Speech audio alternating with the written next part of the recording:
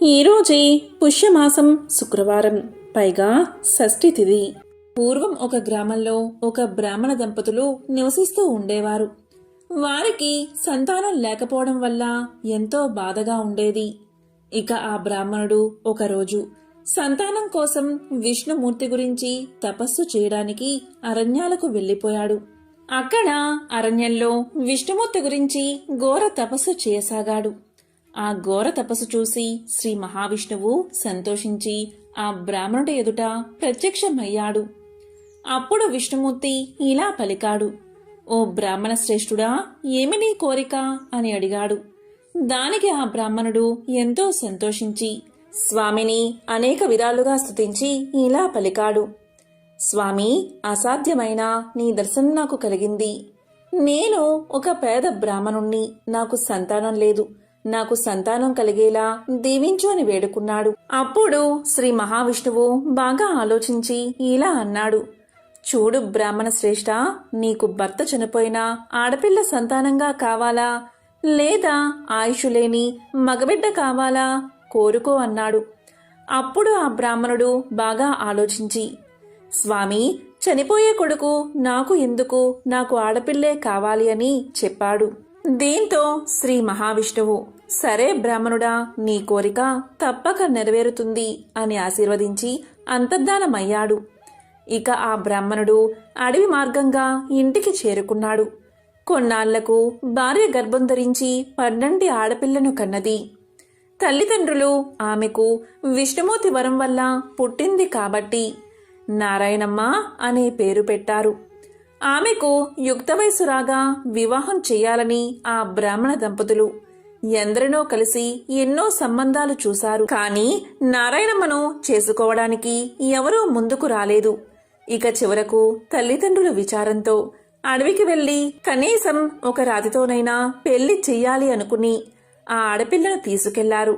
ఆ అడవిలో శ్రీకృష్ణుడి విగ్రహాన్ని చూసి ఆ శ్రీకృష్ణుడితో ఆమె వివాహాన్ని జరిపించారు. ఇలా వివాహం జరిగిందో లేదో అలా ఆ విగ్రహం బద్దలై పిండి అయిపోయింది. దీంతో నారాయణమ్మ ఎంతో బాధపడి గోరున ఏడ్చింది.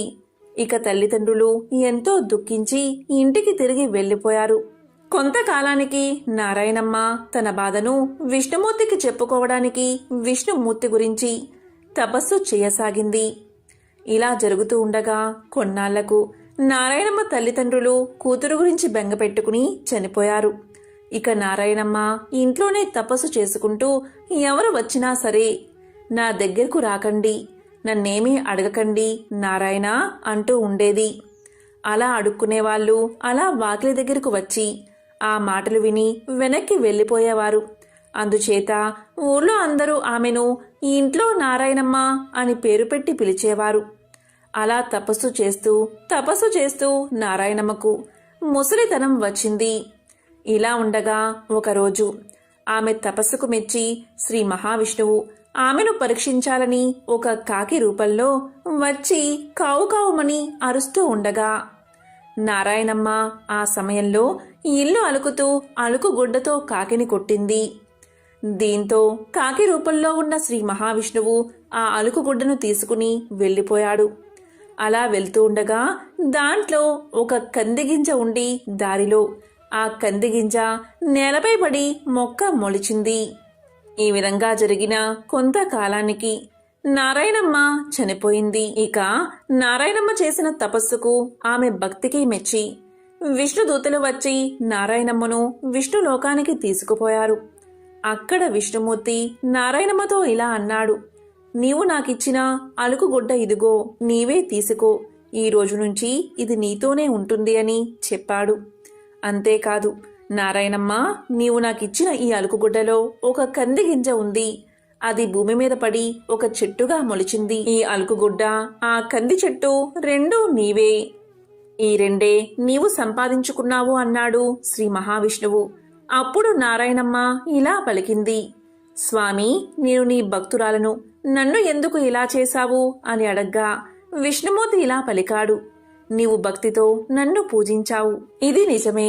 కాని నీవెప్పుడూ ఏ దానమూ చేయలేదు, కనీసం ఒకరికైనా అన్నాన్ని పెట్టలేదు, ఒకరికి కూడా భిక్ష వేయలేదు. దాన ధర్మాలు అసలే లేవు.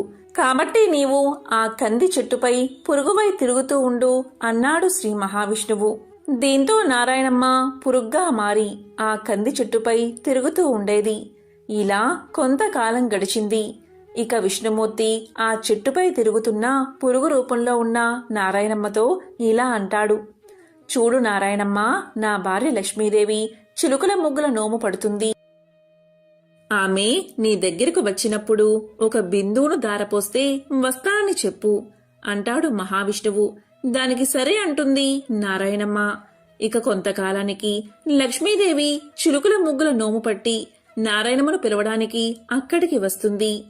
ఆ సమయంలో నారాయణమ్మ విష్ణు మహిమతో బంగారు విగ్రహమై ఇంట్లో ఉంటుంది. శ్రీ మహాలక్ష్మి వచ్చి నారాయణమ్మను పిలవగా నారాయణమ్మ ఇలా పలుకుతుంది. అమ్మా లక్ష్మీదేవి, నాకు ఒక బిందువును ఫలాన్ని దారపోస్తే నేను వస్తాను అని అంటుంది. దానికి నారాయణమ్మ ఒప్పుకోగా లక్ష్మీదేవి నారాయణమ్మను తీసుకుపోతుంది. ఇక లక్ష్మీదేవి నోము పట్టి నారాయణమ్మను నీకేం కావాలో కోరుకో అంటుంది. దానికి నారాయణమ్మ, అమ్మా నీ పాదభక్తి తప్ప నాకేమీ అక్కర్లేదు అనగా లక్ష్మీదేవి ఎంతో సంతోషించి నీకు 5వతనం ఎప్పుడూ ఉంటుంది అని వరాన్ని ప్రసాదించింది.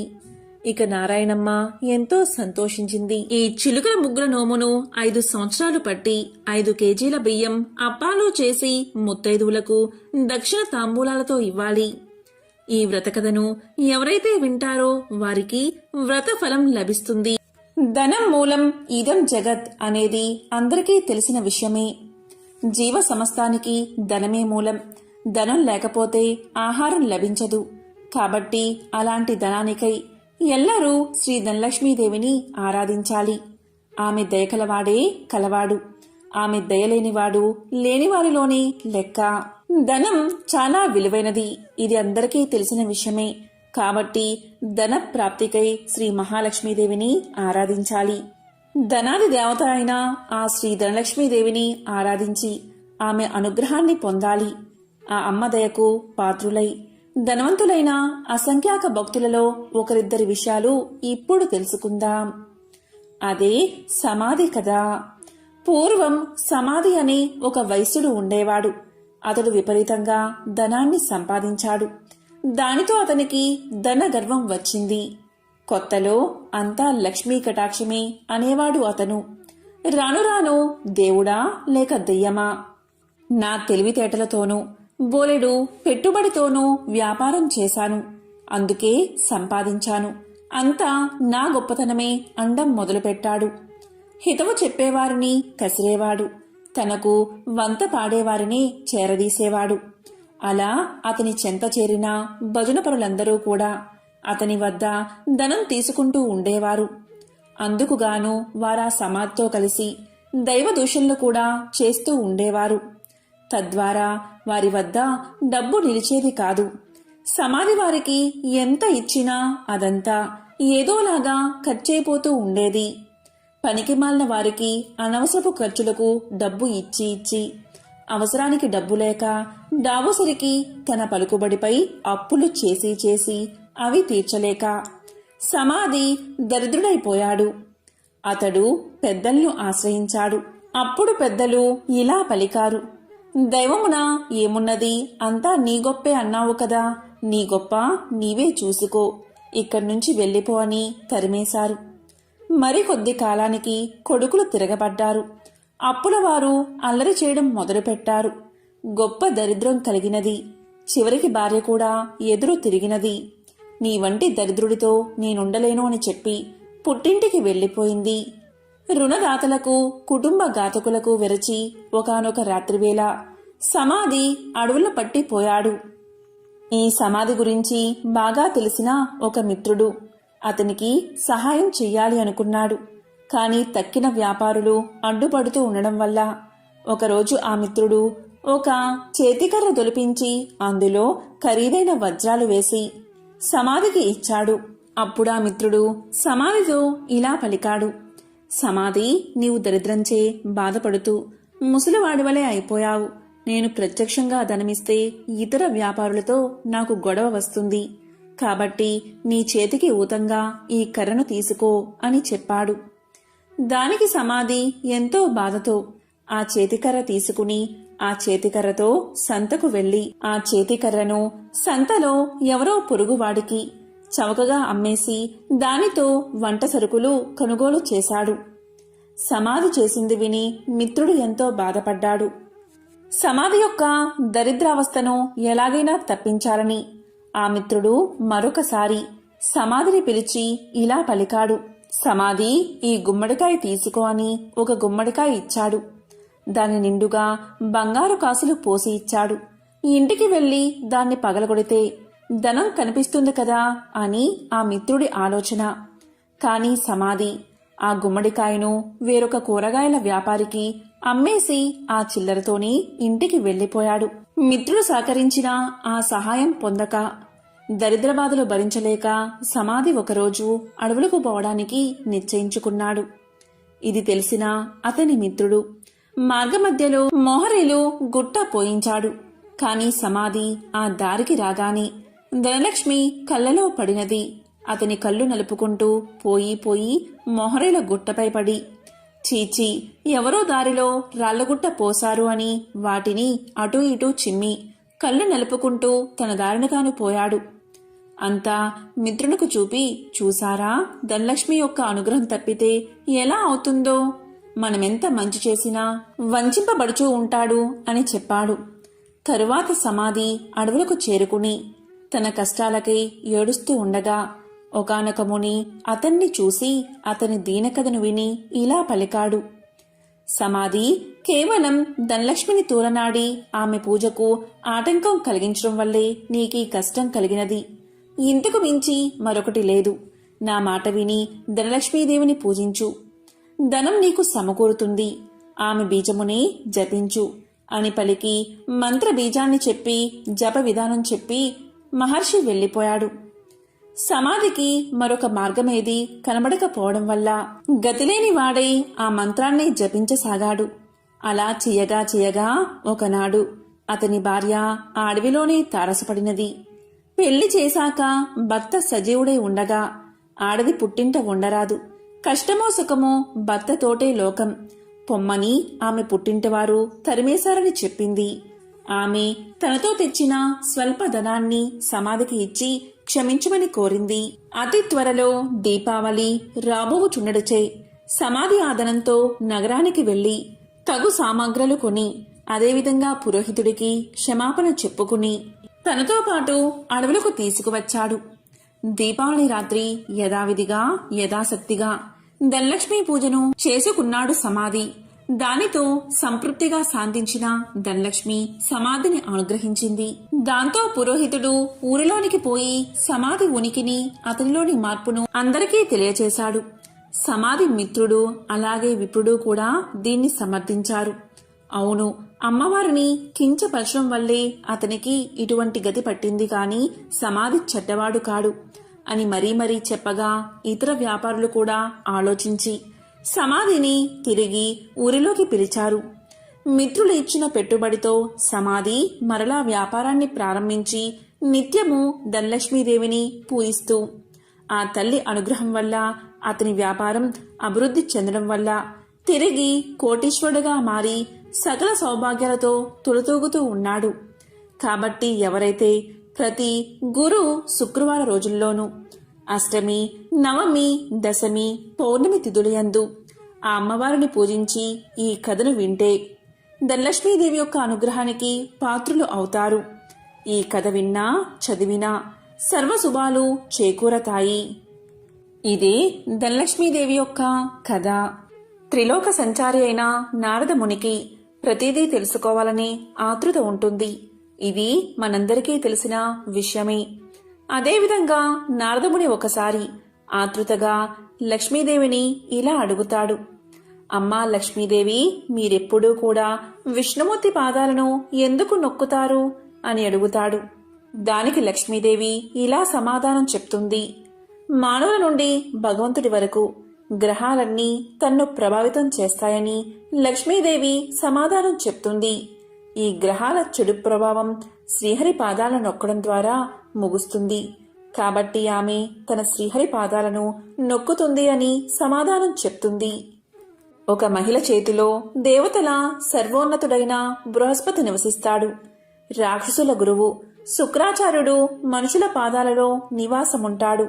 భార్య తన భర్త పాదాలను నొక్కినప్పుడు గ్రహాల యొక్క చెడు ప్రభావాలను నివారించడంతో పాటు సంపద కూడా వృద్ధి అవుతుందని, లక్ష్మీదేవి విష్ణు పాదాలను నొక్కడానికి కారణమని ఆమె ఎంతో సులువుగా నారదుడికి సమాధానం చెప్తుంది. లక్ష్మీదేవి ఐశ్వర్యానికి దేవత, జ్యేష్ఠాదేవి దారిద్ర్య దేవత. ఒకసారి వీరిద్దరికీ ఒక చిన్న అనుమానం వచ్చింది. ఆ అనుమానం ఏంటి అంటే తమలో ఎవరు చాలా అందంగా ఉన్నారో అని. ఈ విషయమై వీరిద్దరూ వాదించుకుంటూ ఉండగా వారికి ఎదురుగా ఒక వ్యాపారి వస్తువు కనిపించాడు. ఇక వాదించడం ఆపేసి ఆ వ్యాపారిని అడిగి నిజం తెలుసుకోవాలి అనుకున్నారు అక్కా చెల్లెళ్ళు. అలా అనుకున్నదే తడవుగా జ్యేష్ఠాదేవి లక్ష్మీదేవిలు అతడి ముందుకు వెళ్లి నిల్చున్నారు. తామిద్దరం ఎవరమో కూడా అతడికి వివరించి చెప్పారు. ఐశ్వర్య దేవత లక్ష్మీదేవి, దారిద్ర దేవత జ్యేష్ఠాదేవి ఇద్దరూ ప్రత్యక్షమై కనిపించి అలా అడిగేసరికి ఆ వ్యాపారికి నోట మాట రాలేదు. ఇద్దరూ ఒకేసారి కనిపించినందుకు సంతోషించాలో లేక బాధపడాలో కూడా అతనికి అర్థం కాలేదు. విషయమంతా విన్నా ఆ వ్యాపారి భయంతో వణికిపోయాడు. ఇద్దరిలోనూ లక్ష్మీదేవే అందమైనదని అతనికి తెలుసు. అయితే నిజాన్ని చెబితే జ్యేష్ఠాదేవికి కోపం వస్తుంది. ఆమెకు కోపం వస్తే తనను ఇంకా పేదవాడిని చేస్తుందని తెలుసు. ఇక లక్ష్మీదేవి అందంగా లేదని చెబితే ఆమెకు కోపం వస్తుంది. ఆమెకు కోపం వస్తే తనకున్న ఈ మాత్రం సంపదను కూడా లేకుండా చేసేస్తుంది. ఏం చేసేది భగవంతుడా అంటూ తలపట్టుకున్నాడు. ఇంతలో ఆ వ్యాపారికి ఒక మెరుపులాంటి ఆలోచన వచ్చింది. ఏదైతే అది అయిందని మనసుకు సర్ది చెప్పుకున్న ఆ వ్యాపారి ఆ దేవతలిద్దరికీ నమస్కారం చేశాడు. వెంటనే ఆ వ్యాపారి ఇలా చెప్పాడు.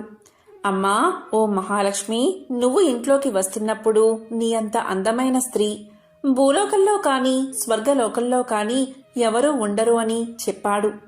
అలాగే జ్యేష్ఠాదేవి వైపు చూసి, అమ్మా, ఓ జ్యేష్ఠాదేవి, నువ్వు ఇంటి నుంచి బయటకు వెళ్తుంటే నీ అందం సొగసు వర్ణించేందుకు మాటలు చాలవు. ఆ సమయంలో నీ అందాన్ని ఎవరితోనూ పోల్చలేమో అని సమాధానం చెప్పాడు. ఆ వ్యాపారి ఎవరి మనసులో నొప్పించిన విధంగా చెప్పిన తీరు జ్యేష్ఠాదేవి లక్ష్మీదేవులను సంతృప్తిపరిచింది. అతడు ఇద్దరిని విజేతలుగా నిర్ణయించాడని వారిద్దరూ అర్థం చేసుకున్నారు. దాంతో ఇద్దరూ అతడి నిర్ణయానికి సంతోషపడుతూ అక్కడ్నుంచి మాయమయ్యారు. ఇక్కడ అర్థం చేసుకోవాల్సింది ఏంటి అంటే జ్యేష్ఠాదేవి లక్ష్మీదేవులు ఎవరికి వారు విజేతలమని అనుకుంటూ వెళ్లారే కాని నిజానికి నిజమైన విజేత ఆ వ్యాపారే. ఎందుకంటే అతడు ఐశ్వర్య దేవత అయిన లక్ష్మీదేవి అభిమానాన్ని పొందడమే కాదు, లక్ష్మీదేవి బద్ధ శత్రువైన జ్యేష్ఠాదేవిని సైతం సంతృప్తిపరిచాడు. కాబట్టి నిజమైన విజేత ఆ వ్యాపారే. లక్ష్మీదేవి అదృష్టానికి శుభానికి సంకేతం. అయితే జ్యేష్ఠాదేవి దరిద్రానికి సంకేతం. పురాణాల ప్రకారం లక్ష్మీదేవి జ్యేష్ఠాదేవులు ఎవరు ఎక్కడ ఉండాలి అనే విషయం గురించి చర్చలు మొదలవుతాయి. ఈ క్రమంలోనే లక్ష్మీదేవి వెళ్లి సముద్ర గర్భంలో దాక్కుంటుంది.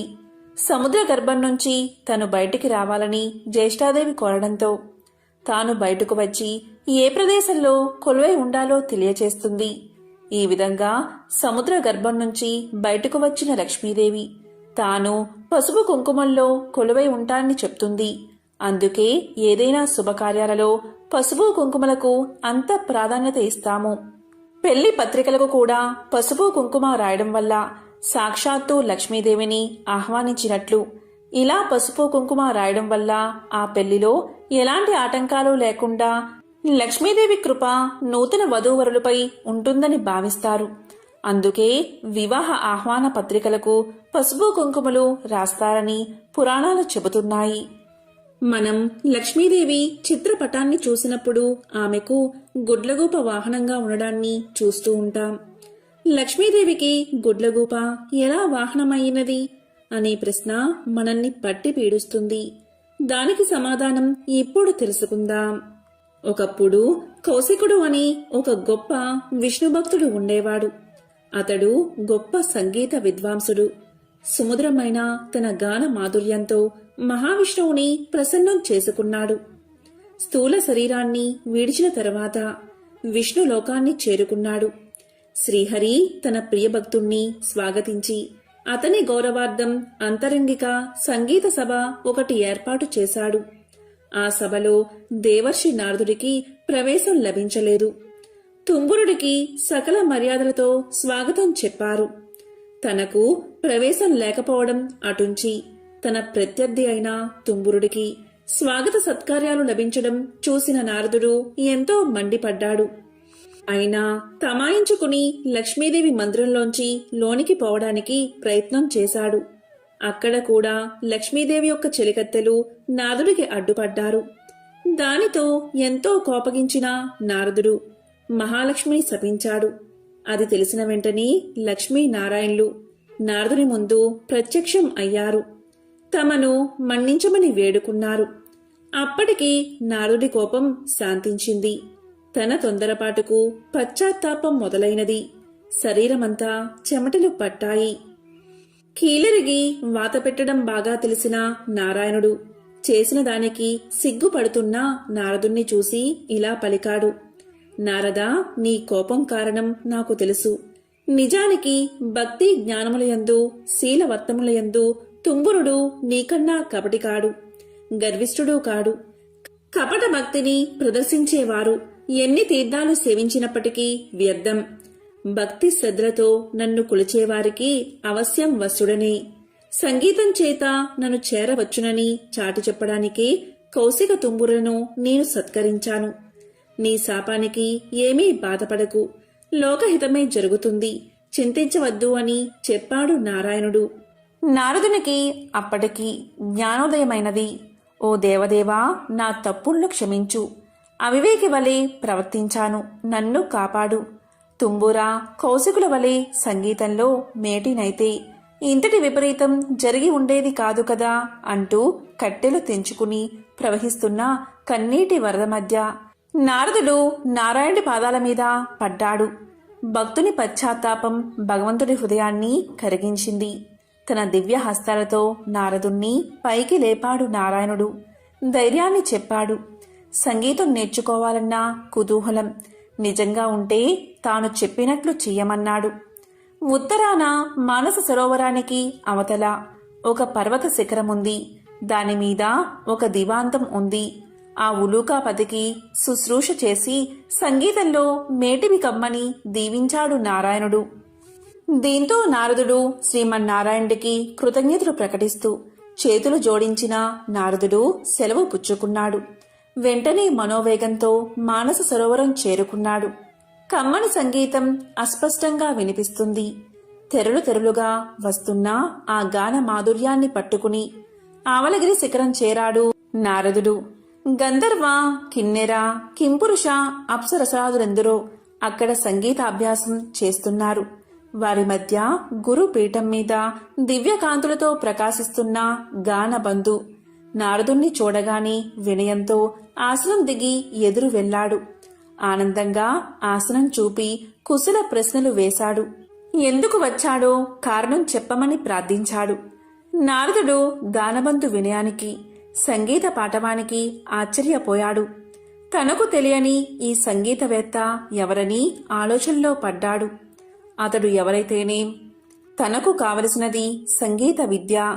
ఉలూకాపతికి నమస్కారం చేసి జపతపాదులకు సాధ్యం కాని శ్రీహరిని తుంబుర కౌశికులు గాన మాధుర్యంతో వశం చేసుకున్నారని, తనకు అలాంటి దివ్యగాన విద్యను ప్రసాదించమని వేడుకున్నాడు. గానబంధు అంటే ఉలూకాపతి. నారదుడి ఆంతర్యం గ్రహించి ముందు తానెవరో వివరించసాగాడు. ఓ నారద మహర్షి, నేను చెప్పేది శ్రద్ధగా వినండి. పూర్వం భువనేశుడు అనే రాజు ఉండేవాడు.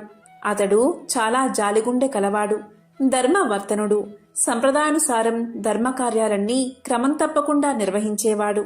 అటువంటి ఉత్తమ పాలకుడు సంగీతాన్ని మాత్రం నిషేధించాడు. ఎవరైనా గానాలాపన చేస్తే మరణశిక్ష విధించమని మంత్రులకు తెలియచేశాడు. భగవంతుణ్ణి కూడా భక్తి గీతాలతో స్తుతించకూడదని చాటింపు వేయించాడు. ఒకరోజు హరిమిత్రుడు అనే భక్తుడు రాజు ఆజ్ఞను మర్చిపోయి భగవంతుణ్ణి కీర్తిస్తూ గానం చేశాడు. ఆ గాన మాధుర్యంలో మునిగిపోయిన ప్రజలు కూడా పాడకూడదు అన్న విషయాన్ని మర్చిపోయారు.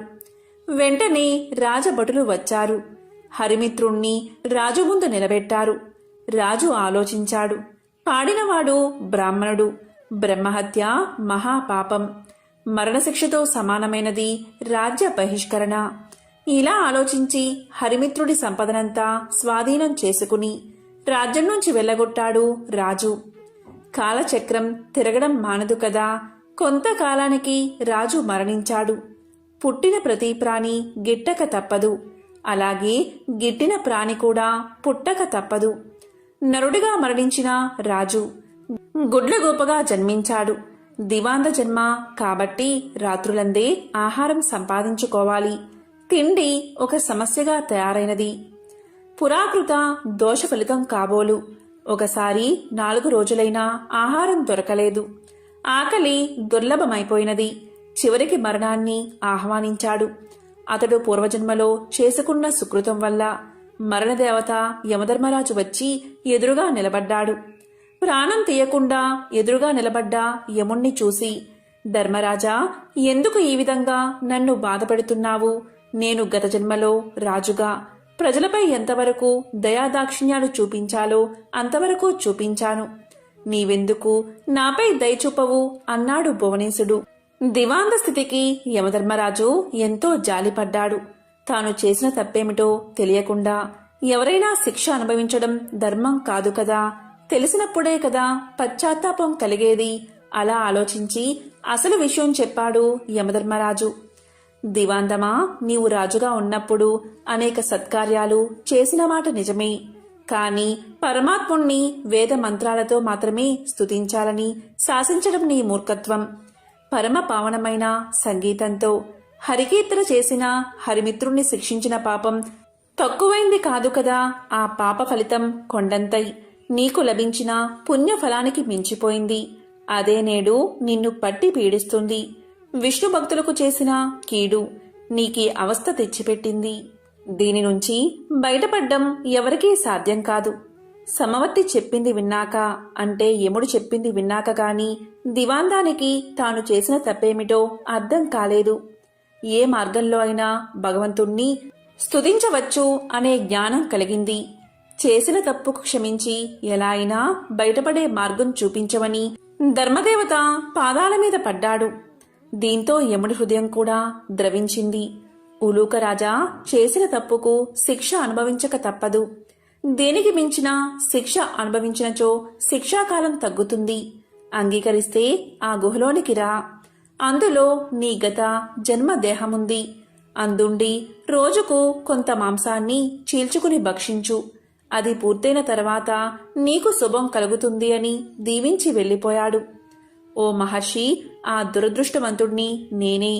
ఆ తరువాత నేనొక రోజున నా శవం వద్ద కూర్చుని ఉండగా దివ్య తేజస్వి అయిన ఒక బ్రాహ్మణుడు రథంలో పోతూ నా ముందున్న శవాన్ని చూసి రథాన్ని ఆపాడు. దగ్గరకొచ్చి చూసి, ఇది భువనేశ్వరి కాయం వలె ఉన్నది.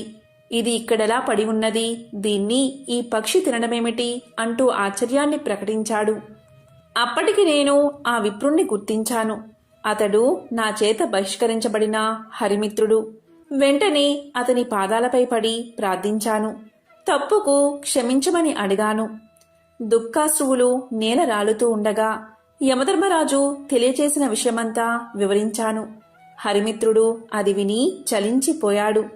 తన అంతరంగ భావమునకు అనుగుణంగా ఇలా పలికాడు. నీ బాధలు చూస్తుంటే నాకెంతో విచారం కలిగింది. నీవు నా ఎడల చూపిన కాఠిన్యం నేను ఆ రోజునే మర్చిపోయాను. నీవు అనుభవించిన బాధ ఇక చాలు. ఈ క్షణం నుంచి నీకు బాధన్నది లేకుండా ఉండుగాక. గొప్ప సంగీత విద్వాంసుడివై లోకంలో ఉత్తమ సంగీత విద్యను బోధిస్తావు కాక అంటూ అతడు నా కృతజ్ఞతను స్వీకరించి వైకుంఠానికి వెళ్ళిపోయాడు. అతని దీవెనలు ఫలించి నేను ఇలా ఉన్నాను అంటూ గానబంధు తన కథంతా వివరించాడు. ఆ తరువాత నారదుడు గానబంధు విద్వాంసుని శిష్యుడయ్యాడు. తొలి రోజుని సంగీతం ఎలా నేర్చుకోవాలో అనే విషయం మీద పాఠం చెప్పాడు. సంగీతం ఒక దివ్య కళ అన్నాడు. తపంతో కాని తామసంతో కాని అది పట్టుబడదు అన్నాడు. కళ కోసం జీవితాన్ని అర్పించాలి అన్నాడు. కష్టపడి నిరంతరం సాధన చేస్తే ఎవరైనా అపురూపమైన ఈ కళలో ఆధిక్యం సాధించవచ్చు అన్నాడు. గౌరవభావం మొహంలో ఉట్టిపడుతూ ఉండగా వినయంగా తలవంచుకుని ఆలకించాడు నారదుడు. ఆ సాధన అలా 1000 ఏళ్లు గడిచాయి. కఠోరమైన దీక్షతో నారదుడు 3 లక్షల రాగాలలో మంచి ప్రావీణ్యం గడించాడు. సహపాఠులంతా పొగడేస్తుంటే సంగీతంలో ఇక తనకు తిరుగులేదనే గర్వంతో ఉబ్బిపోయాడు. అమిత ఆనందంతో గురువును చేరి కృతజ్ఞతలు చెల్లించాడు. గురుదక్షిణ చెల్లిస్తాను, ఏమి కావాలో సెలవివ్వమన్నాడు. ఎంతటి కోరికైనా సంశయించవద్దు అన్నాడు. శిష్యుడి పలుకులు విన్నా ఆ గురువు ఎంతగానో సంతోషించాడు. ఓ మహర్షి, దేవర్షులైన మిమ్మల్ని నేనేమి కోరగలను? దివాందమునకు కావలసిన అవసరాలు ఏముంటాయి? శిష్యుడివి అయినందున ఏదో ఒకటి కోరుకోక తప్పదు. ఈ ధరాతలం నిలిచి ఉండే వరకు సంగీత కళతో పాటు నేను సైతం లోకంలో గుర్తుండేలా వరాన్ని ప్రసాదించు అని తన మనసులోని మాటను బయటపెట్టాడు. అప్పుడు నారదుడు విశాలంగా నవ్వాడు. ఓ గురువర్యా, ఇది మరీ చిన్న కోరిక. ఈ చిరు కోరిక మీకున్న సంగీత పాండిత్యం తీర్చగలదు. శిష్య ప్రశిష్య కోటి వలన భూతలమున సంగీత కళ నిలిచి ఉన్నంత వరకు మీ కీర్తికి అంతులేదు. మీరు చేసిన ఈ మహోపకారానికి గురు దక్షిణిగా లక్ష్మీనారాయణల కటాక్షం, వారి సేవా భాగ్యాన్ని, శాశ్వత సన్నిధానమును ప్రసాదిస్తున్నాను. ప్రళయం సంభవించిన వేళ శ్రీ మహావిష్ణువునకు గరుత్ మంతుని వలె శ్రీ మహాలక్ష్మికి నీవు వాహనమై తరింతువుగాక అంటూ శిష్యుడికి కానుకను దేవర్షిగా వరాన్ని సమర్పించి సెలవు తీసుకున్నాడు నారదుడు. ఈ విధంగా గానబంధు అనే గుడ్లగూప లక్ష్మీదేవికి వాహనంగా మారింది. శుక్రవారం రోజు ఎవరైతే ఈ కథలను వింటారో లేక చదువుతారో వారికి శ్రీ మహాలక్ష్మీదేవి యొక్క అనుగ్రహం, కరుణా కటాక్షాలు తప్పకుండా కలుగుతాయి. రుణ సమస్యలు తొలగి లక్ష్మీ కటాక్షం కలుగుతుంది. ఓం శ్రీ మహాలక్ష్మీయే నమః. ఓం నమో నారాయణాయ. ఓం శ్రీ మాత్రే నమః.